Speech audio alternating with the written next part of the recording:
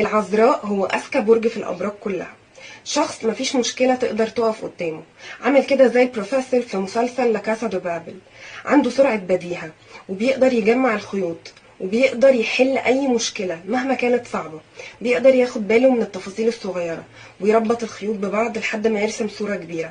عشان كده مستحيل حاجة تقدر تقف قدامه أو تعطله عن الوصول لهدف. بيكره جدا الغباء والشخصيات المستفزة. بيحس ان هو جه الكوكب ده غلط، وانه المفروض ما يتعاملش غير مع العلماء والفلاسفة، وانه المفروض يروح يعيش في كوكب تاني بيقدروا فيه الذكاء وبيقدروا فيه الموهبة وبيقدروا فيه الناس اللي زيه. ولانه مش بس ذكي، هو كمان عبقري. ما بيصدقش اي حاجة يسمعها. بيحب دايما يتأكد بنفسه ويجمع الأدلة ويمشي ورا الحقيقة لحد ما يكتشفها بنفسه ويوصل للمعلومة لو كانت فين. ولأن العذراء دايما بيحب كل حاجة في الحياة تبقى ماشية على مزاجه وتتعامل زي ما هو عايز، دايما بيحتل المركز الأول في تصيد الأخطاء.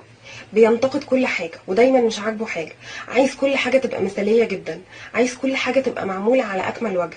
مش عاجبه العجب. بينتقد نفسه قبل ما ينتقد بالناس. يعني ما بيقبلش أبدا بالغلط، ما بيقبلش ب1% غلط في أي حاجة هو مخطط لها. سقف توقعاته وتطلعاته دايما عالي جدا. بيحط معايير عالية قوي لكل حاجة في حياته. بيبقى عارف انه اي خطة هيحطها هيبقى قادر يحققها. هو الشخص اللي بيثق ان الاحلام ممكن تتحقق، وان مفيش حاجة مستحيلة، وان طالما انا عايز هقدر. هو الشخص اللي الناس كلها بتقعد تحاربه لما بيبقى عايز يوصل لأي حاجة. هو بيبقى حاطط هدف وعارف انه مش هيستسلم غير لما يوصل له. الناس كلها بتفضل تقول له مستحيل ومش هتعرف، ولما بيوصل بيقفوا يسقفوا له ويقولوا له علمنا ورينا. طب انت عملت كده ازاي؟ قدرت توصل ازاي؟ على رأي محمد رمضان ما قال: انا اللي برسم الطريق وانتوا اللي بتمشوا عليه. اشطر حد يقدر يبين عكس اللي جواه. يعني ممكن يكون عنده مشاكل وهموم الدنيا ويحسسك ان هو اسعد بني ادم على الكوكب، فرحان فرحة وبيسقف وبيضحك وبيهزر وبيخرج. ممكن يبقى مثلا غيران جدا ويحسسك ان انت ولا فارق معاه. شاطر جدا في انه يفيك مشاعره، في انه يبين لك غير كل اللي هو حاسه. ومهما حاولت تعرف ايه اللي جواه مش هتعرف لو هو مش عايزك تعرف. باله طويل جدا. بيقدر يسامح ويعدي مرة واتنين وتلاتة. هيفضل كل ما يتضايق منك يقولك: على فكرة انا اتضايقت منك عشان كذا كذا كذا كذا، ويرجع يتعامل معاك عادي ولا كأن في حاجة، ولا كأنه شايل منك. ولما تغلط تاني يرجع يقولك: هو انا مش قلتلك ان انا اتضايقت منك قبل كده من كذا كذا كذا كذا؟ تعمله تاني ليه؟ مرة ورا مرة، وهيعدي لك كتير. لكن هتيجي عليه لحظة وهتلاقيه قام منسحب من حياتك من غير اي مقدمات. ما بيحبش ياخد اي قرار او يتصرف اي تصرف عشوائي. بيحب قبل ما يعمل اي حاجة يبقى دارس الحاجة دي كويس قوي ومخطط وعارف عواقب اللي هيعمله. ده غير ان هو شخص منظم، منظم حتى في طريقة تفكيره ومنظم في حياته. بيحب يرتب كل حاجة في الحياة من اول افكاره لحد اوضته. كل حاجة في حياته لازم تبقى منظمة ومرتبة. كل حاجة لازم تبقى في مكانها، كل حاجة زي لازم تبقى نظيفة. هو أصلا عنده وسواس نظافة، ما بيحبش أي حاجة تبقى مش نظيفة. ماشي ينظف ويروق في كل حاجة حواليه وينظم ويحط كل حاجة مكانها. هو الشخص اللي هتلاقي بيته على الشعرة، مفهوش تراباية هنا ولا تراباية هنا.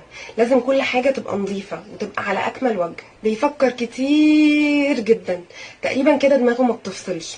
طول الوقت بيفكر ويحلل لدرجة ان هو ممكن احيانا بيحس انه هيتجنن، دماغه هتنفجر من كتر التفكير. ما بيفصلش، ما بيريحش عقله ده ولو لحظة. هو الشخص اللي دايما قبل ما ينام بيقعد يفكر ويراجع تفاصيل اليوم كله ويحاسب نفسه على كل حاجة عملها، ويقعد يحط قرارات المفروض ينفذها الفترة الجاية.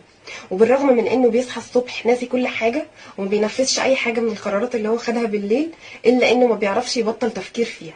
وبالرغم من ان جمال الشكل مهم جدا بالنسبة لكل الناس، الا ان الذكاء بالنسبة للعذراء هو اهم حاجة. بيتشد جدا للشخصيات الذكية والطموحة.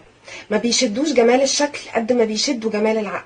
يعني ممكن جدا تلاقيه بيقرب من شخص وبعدين بمجرد ما يقرب منه بيزهق ويمل وتلاقيه بيبعد عنه، وده لمجرد ان هو ملقاش فيه الصفات اللي هو بيدور عليها، زي الذكاء، زي الطموح، زي النجاح، زي الثقة بالنفس. هي دي اكتر حاجات بتشد برج العذراء في اي شخصية يقابلها في حياته. بيكره الانتقادات، ما بيحبش حد ابدا يعدل عليه.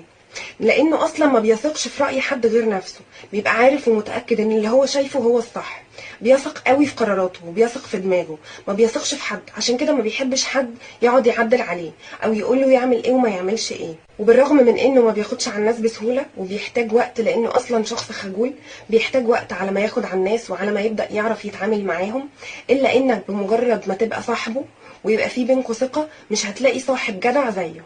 معظم علاقاته العاطفية فاشلة، وده لان اي شخص بيدخل مع برج العذراء في علاقة بيحس كأنه متعري، كأن مفيش حاجة عارف يخبيها، ما بيعرفش يداري اي حاجة، دايما مقفوش ودايما مكشوف، ما بيعرفش حتى يجمل نفسه او يجمل عيوبه، لان العذراء بيبقى عامل زي جهاز كشف الكذب، مفيش حاجة ابدا بتقدر تعدي عليه، دايما شايف اللي انت مخبيه قبل اللي انت بتقوله. الخلاصة انك لو عايز تكسب برج العذراء لازم تلعبها بذكاء.